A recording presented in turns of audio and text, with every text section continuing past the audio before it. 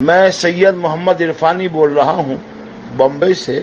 8,500 یا 9,500 خدام ہیں نا جو اجمیر شریف میں اپنے آپ کو خادم کہتے ہیں، پہلے ان کی اصل آپ سماعت فرما لیں، اور نہ ہو تو آپ اجمیر جا کر کے وہاں کا جو ریکارڈ ہے نا پرانا، وہ ریکارڈ 400 سال 500 سال پرانا، وہ آپ ذرا ٹیسٹ کریں۔ جو بھی بھائی میری اس وائس کو سنیں، یہ حضرت خواجہ غریب نواز رضی اللہ تعالیٰ عنہ کے وصال کے وقت آپ کے پاس میں 2 بھائی تھے راجستھانی، ایک کا نام تھا لاکا بھیل اور ایک کا نام تھا ہاکا بھیل۔ یہ دونوں حضرت کی خدمت میں رہتے تھے۔ حضرت غریب نواز کے وصال کے بعد میں یہ دونوں ہی وہاں کے مجاورین اول تھے۔ انہی کی اولادیں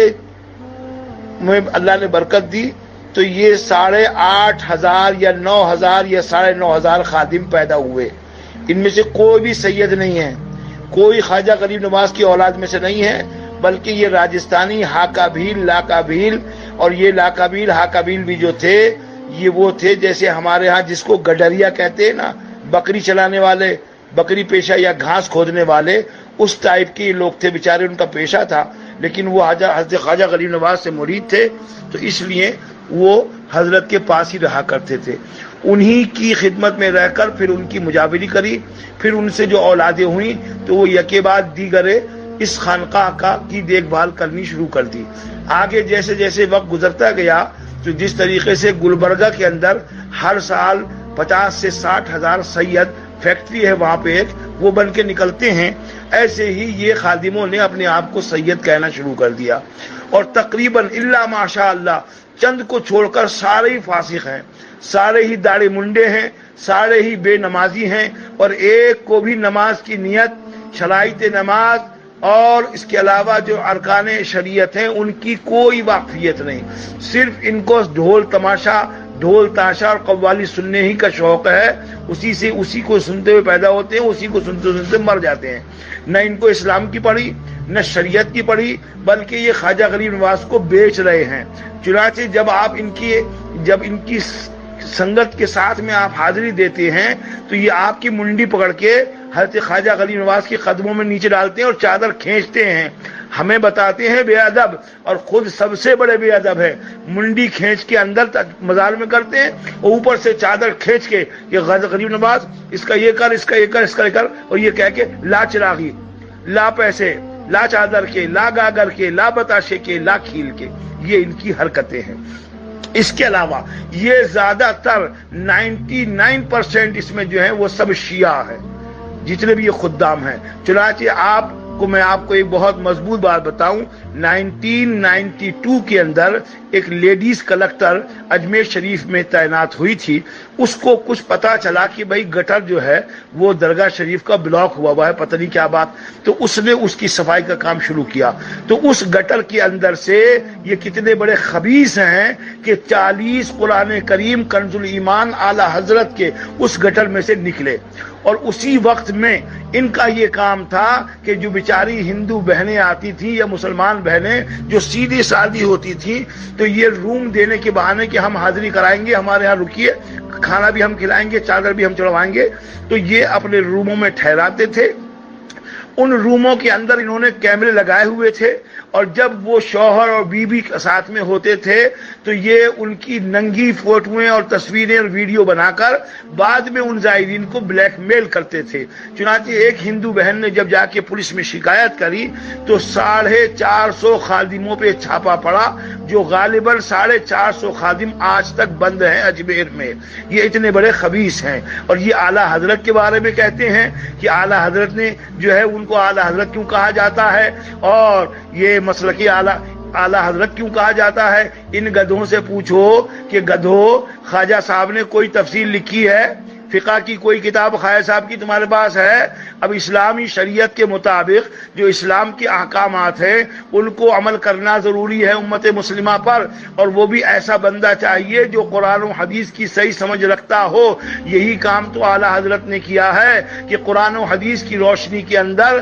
اسلامی احکام اور اسلامی جو طریق ہیں ان کو ظاہر و باہر کیا ہے، اور جتنے بدعقیدہ لوگوں نے اسلام کا نام لے کر کے اور اسلامی احکامات کو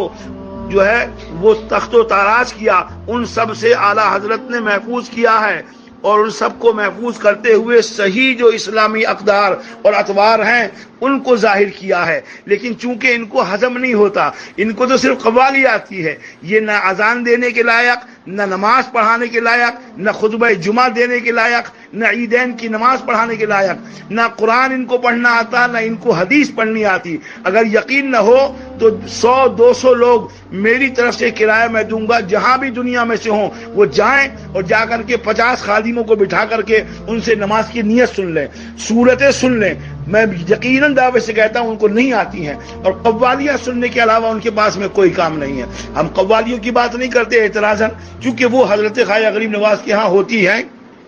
ہوتی تھی، محبوب الہی کے ہاں بھی ہوتی ہیں، لیکن بلا مزامیر کے، یعنی صرف کلام جو تھا وہ سنا جاتا تھا۔ اس کے علاوہ ان کو اعلیٰ حضرت سے دکھ یوں ہے کہ اعلیٰ حضرت کا نام اتنا کیوں دنیا میں روشن ہے۔ تو میرے دوستو، بزرگوں، جو بھی میری بات سن رہے ہو، اعلیٰ حضرت جو ہیں وہ ہمارے مشہور کرنے سے مشہور نہیں ہوئے ہیں، بلکہ انہوں نے اللہ رسول کی خوشنودی والا وہ کام کیا ہے کہ اللہ رسول نے ان کے ذکر کو پوری کائنات میں بلند فرما دیا ہے۔ بچے کی زبان پر کے آ گیا ہے کہ عشق و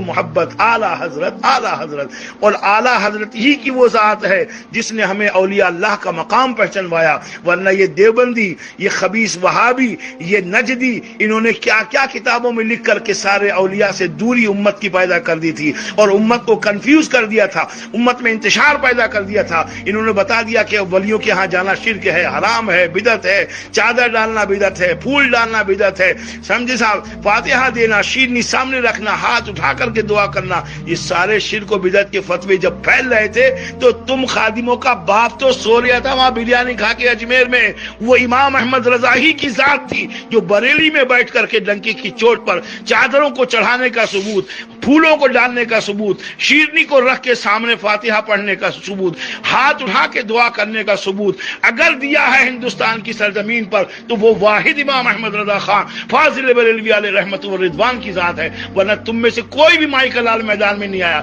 تم تو صرف ڈھول تاشے بجانے کی بات کرتے ہو، اور تم خبیث، مردود، نالائق، اپنے آپ کو سید کہتے ہو، اور حضرت امیر معاویہ کو کہتے ہو وہ فاسق بادشاہ تھا۔ ابے کمینے کتے، وہ تیرے نبی جن کا تو کلمہ پڑھتا ہے ان کے وہ سارے ہیں، ان کی بہن حضور کی زوجہ پاک ہیں، ان کے لیے حضور نے جنت کی بشارتیں دی ہیں۔ نادان، جب تو نے قرآن و حدیث پڑھی نہیں ہے، حدیث کی سمجھ تجھے نہیں، تجھے کیا معلوم ہوگا کہ اس کا مقام کیا ہے؟ تو نے تو افسانے ڈائجسٹ میگزین یہ پڑھ کر کے تو نے جانا ہے جو خبیث شیعوں نے لکھی ہوئی ہیں، ان کو سمجھ کر کے پڑھ کر کے تو نے یہ سمجھا کہ امیر معاویہ معاذ اللہ ثم معاذ اللہ وہ باغی تھے، وہ فاسق تھے، وہ مشرک بادشاہ تھے۔ نادان خبیث، اپنی عقل کو کسی جا کر کے تیزاب سے دھو تاکہ تیری عقل صاف ہو جائے۔ سب سے بڑی بات یہ کہ تو ایک گستاخ رسول کے ساتھ ساتھ گستاخ صحابی بھی ہے، اور حضور کا ارشاد گرامی ہے کہ تم جب دیکھو کہ میرے صحابہ کو کوئی سب و شتم کر رہا ہے،